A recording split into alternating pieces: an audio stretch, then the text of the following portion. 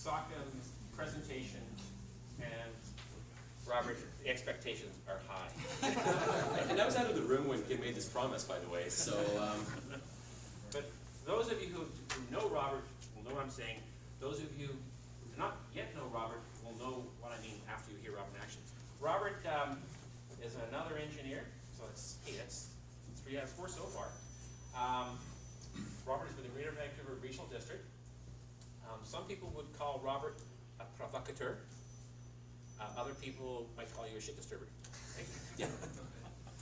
But Robert is going to challenge you in terms of the content today, and Robert's presentation is very much interactive, so if you think I was picking on people, watch out. So Robert?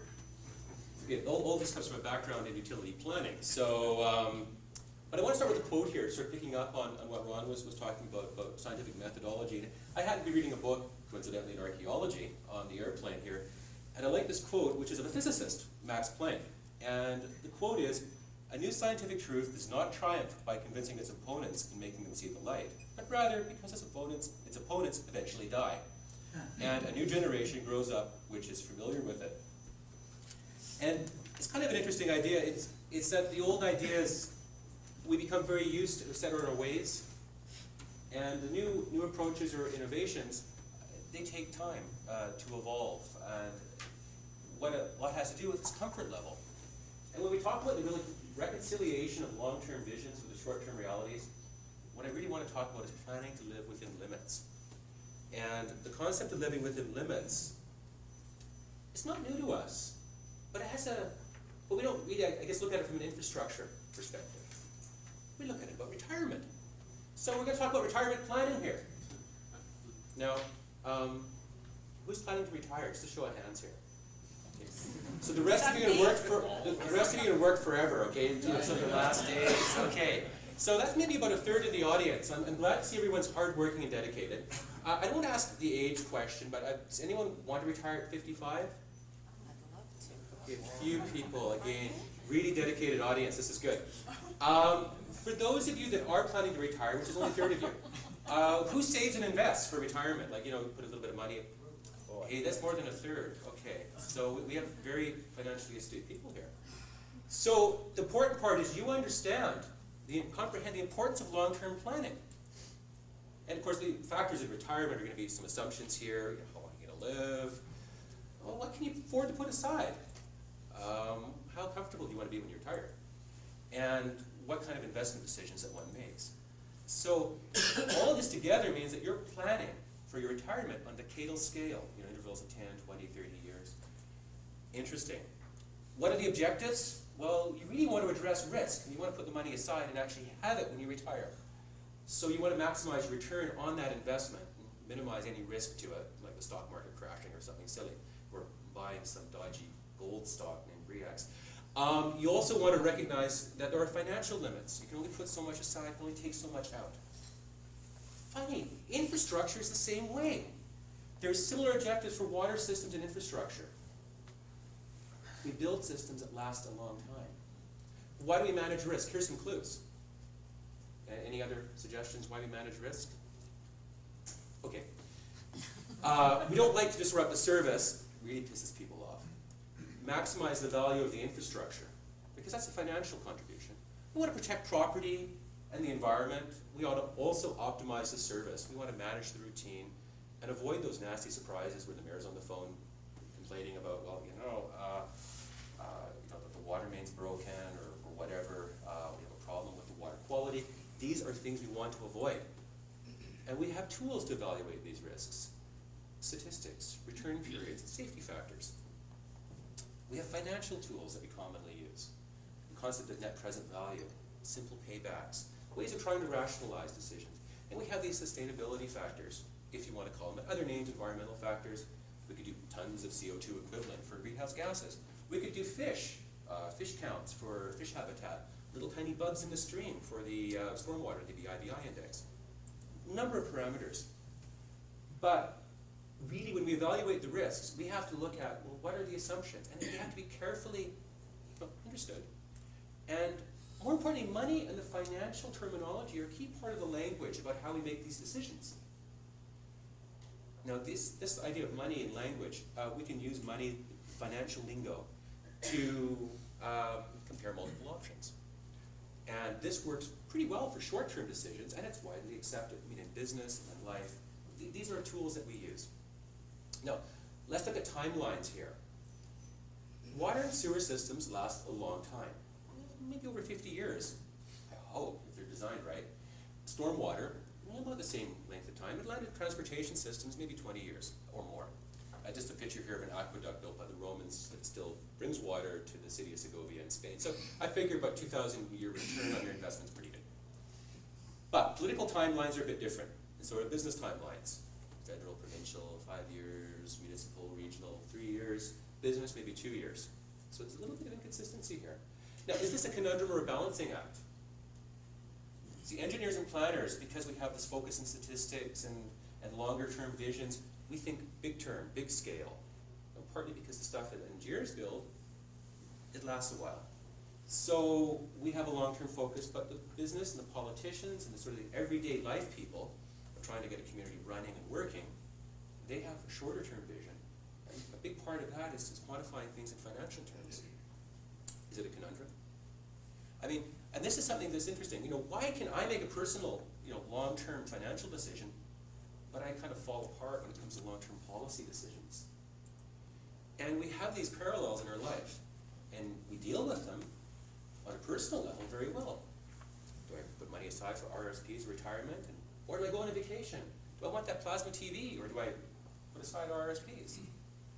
So why do we have these conundrums? Well, first of all, we can reconcile what we do as individuals in terms of the long-term and the short-term decisions. We have a variety of different criteria and objectives, and every decision is unique. But when we look at trying to balance the short and long-term, they're highly influenced by what the values are, if we're in a municipal type or regional government, the mandates, egos of our colleagues, fear of change, the immediate needs of the community. More importantly, different languages, different lingos, different ways of expressing ideas and communicating. Know the lingo. Now, does anyone know Akkadian or early Babylonian? Okay. See, this is the problem. I could tell you that this represents, I don't know, the sale of a slave. Or I could tell you that this is a property lease. Or I could tell you this is a sheep census. You'd have no idea what I'm talking about. I could convince you. Or you could believe whatever you want to believe. And this is a little bit the problem with we have the technical engineering terminology and analysis going into the decision-making realm. It's not just Greek. It is like a completely different language. By the way, that was a sheep census. So you need to know the lingo. And for the decision makers, it's not always engineers, they understand time and money. So that's how our society has been built, around time and money. So to find a balance, the long-term engineering issues and statistics, they have to be translated so people understand, what are we talking about? It isn't easy. First of all, the decision makers, probably because of how they've been elevated to the status of decision maker, they don't understand or appreciate the technical nuances of risk. And more importantly, the engineers and planners may lack the ability to translate. So now we're lost in translation. And this is a sign, I have no idea from where it is in China, but to say no watching when watching, no walking. What does that mean? It obviously meant something to someone who had to have a big sign posted somewhere to warn people of some sort of behavior, but it's lost in translation.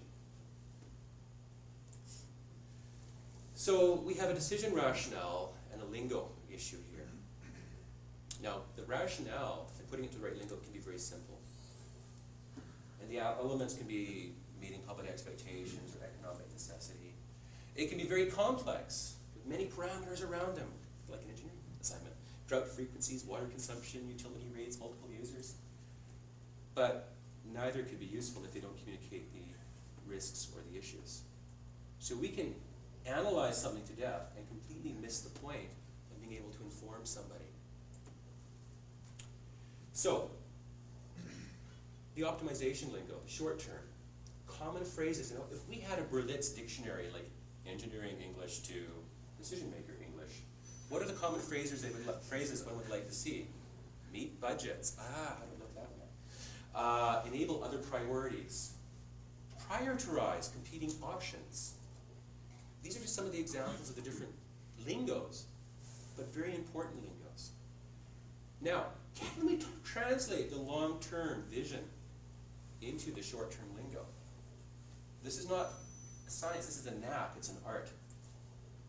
So let's first of all look at the simple payback lingo, the short term. Now, we've all probably used simple payback, maybe once or twice. It's a back of the envelope technique. Developers often use it in land development because it's simple, it's a short time, compressed timeline, and it's easy to do. It's not necessarily relevant for public infrastructure. Net present value lingo, that might be a bit better. It's a more comprehensive type of analysis, and I don't want to get into it. It's all mathematical equations using this concept called a discount rate, which is not the same as inflation, but kind of like inflation. The idea behind it is that one assumes there's competing uses for the money or the resource. And so the way it tries to do this is the value that the municipality X has $20 million. Wouldn't that be nice if it had $20 million? And it has various options to spend this $20 million, but that $20 million represents a cash flow over 25 years. Brought forward in net present value terms. It is an artificial construction, but it's a way of trying to equalize analysis for the future. The problem is, it makes assumptions on monies and opportunities, and it does penalize the long-term sustainability options.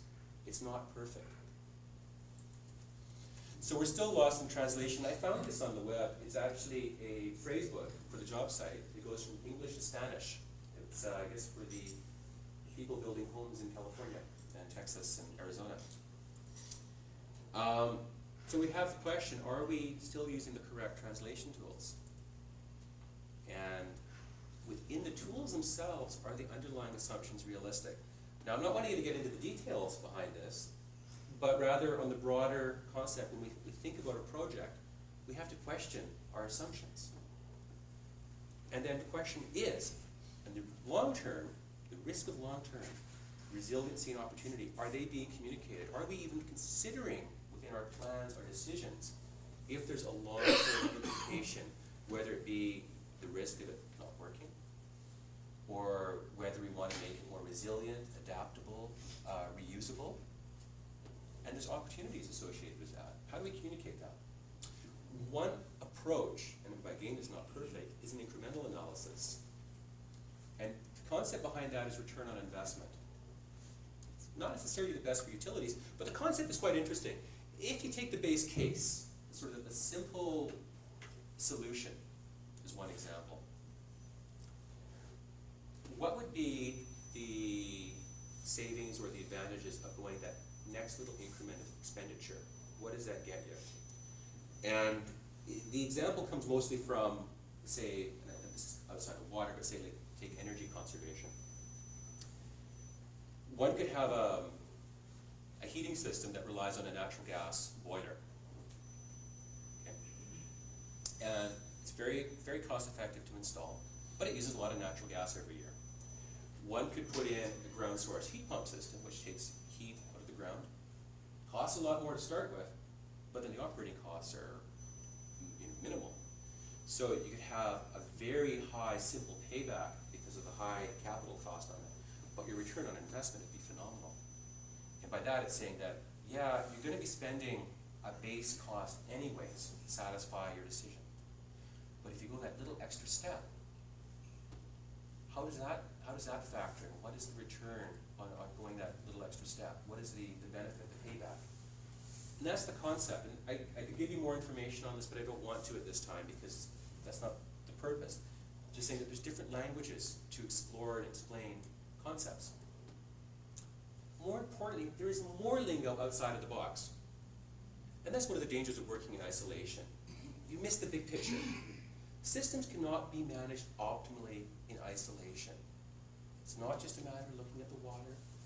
There's a wastewater side to it as well. There's a broader community side. And if one is just within the municipal boundary, well, the watershed's probably outside the municipal boundary. In many solutions themselves integrate with other systems. The soft path can rely very heavily on the concept of green buildings. And there's a need to go outside, determine the context of risk, climate change being one context for risk, and the opportunities. So, okay, trivia question. It's supposed to be my halfway point, which is pretty good. Everyone like trivia? This is a very trivial trivia. What is the Club of Rome? Show of, okay. First of all, show of hands, a nightclub in New York. Okay, no one's bought that one. An 80s punk band. Okay. A group of intellectuals founded in the 1970s. Okay, a little bit of interest there. Okay. Okay. I don't have a number 4, sorry. The answers. The Club of Rome is an intellectual think tank based in Germany and an 80s punk band from Canberra, Australia. Isn't that cool? The neat part is they both have received lots of criticism.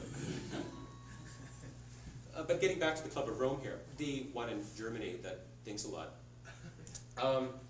They put out a book back in the 1970s called Limits to Growth. I don't think a lot of people actually read it based upon the criticism of the book. But what they said is that the world is a finite place and there's limits to how far human population, cities, and resource consumption, and likewise can expand. So last year they put out a book and said the 30-year update, which means that they have 30 years of data to recalibrate their model, only to conclude that the model was working really well and we're in this thing called overshoot, which is not a good thing. The essence, though, for this audience is clean water is one of these vital, limited resources. Very critical, very vital. And the other ones are just simple things like topsoil and primary energy, which is petroleum and natural gas. And the ability to feed the population in the near future will be problematic. But those are bigger picture issues. But they all tie back nicely to water.